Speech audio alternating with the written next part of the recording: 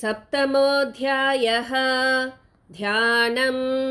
ॐ ध्यायेयं रत्नपीठे शुककलपटितं शृण्वतीं श्यामलाङ्गीं न्यस्तैकाङ्घ्रिं सरोजे शशिशकलधरां वल्लकीं वादयन्तीं कल्हाराबद्धमालां नियमितविलसच्चोलिकां रक्तवस्त्रां मातङ्गीं शङ्खपात्रां मधुरमधुमदां चित्रकोद्भासिबालाम्।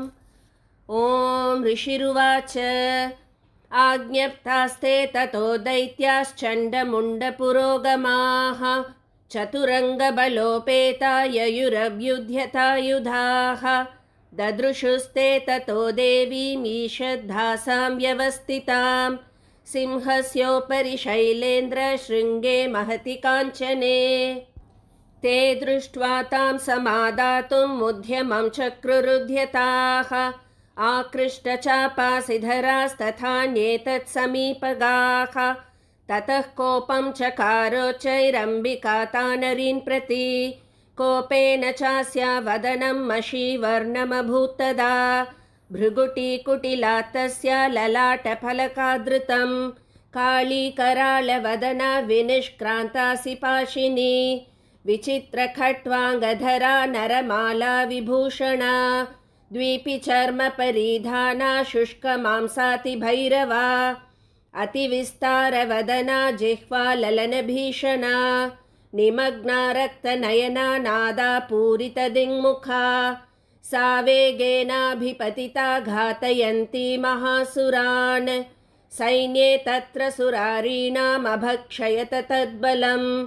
पार्ष्णिग्राहाङ्कुशग्राही योधघण्टा समन्वितान् समादायैकहस्तेन मुखे चिक्षेपवारणान् तथैव योधं तुरगैरथं सारथिना सह निक्षिप्य वक्त्रे दशनैश्चर्वयन्त्यतिभैरवम् एकं जग्राह केशेषु ग्रीवायामथ चापरं पादेनाक्रम्य चैवान्यम् उरासन्यमपोथयत् तैर्मुक्तानि च शस्त्राणि महास्त्राणि तथासुरैः मुखेन जग्राहरुषा दशनैर्मथितान्यपि बलिनां तद्बलं सर्वम् असुराणां दुरात्मनां ममर्दा भक्षयच्चान्यान्यन्यांश्चाताडयत्तथा असिना निहताः केचित् कट्वाङ्गताडिताः जग्मुर्विनाशमसुरा दन्ताग्राभिहतास्तथा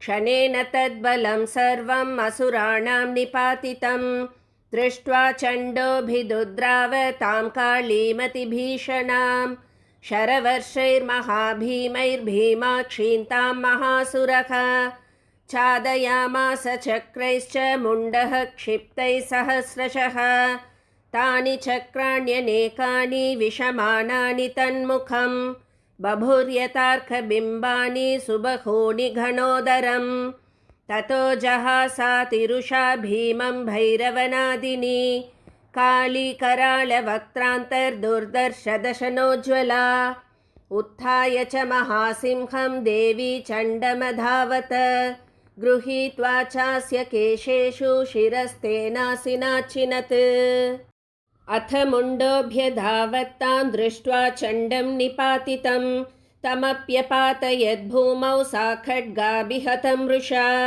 हतशेषं ततः सैन्यं दृष्ट्वा चण्डं निपातितं मुण्डं च सुमहावीर्यं दिशो भेजे भयातुरं शिरश्चण्डस्य काली च गृहीत्वा मुण्डमेव च प्राह प्रचण्डाट्टहासमिश्रमभ्येत्य चण्डिकां मया तवात्रोपहृतौ चण्डमुण्डौ महापशु युद्धयज्ञे स्वयं शुम्भं निशुम्भं च हनिष्यसि।